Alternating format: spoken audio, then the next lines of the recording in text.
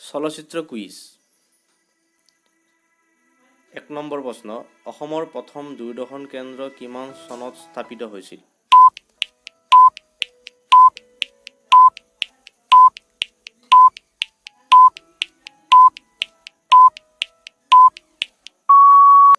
উত্তৰটো হৈছে ১৯৮৫ চন। দ্বিতীয় প্ৰশ্নটোলৈ আহোঁ, অসমৰ প্ৰথম অসমীয়া চলচ্চিত্ৰৰ নিৰ্মাতা গৰাকী কোন?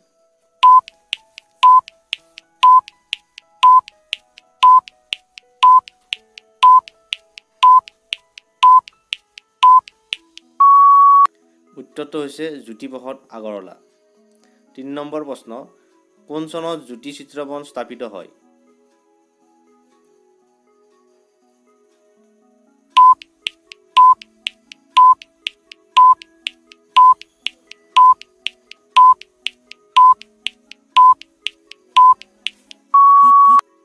উত্তৰটো হৈছে ১৯৬৮ চন।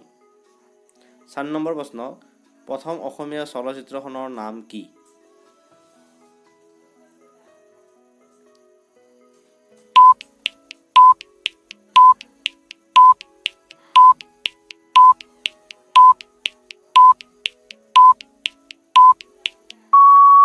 উত্তৰটো হৈছে জয়মতী, ১৯৩৫ চন।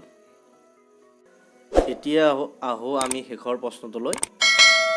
কথাছবি ৰূপ দিয়া প্ৰথম অসমীয়া উপন্যাসখনৰ নাম কি?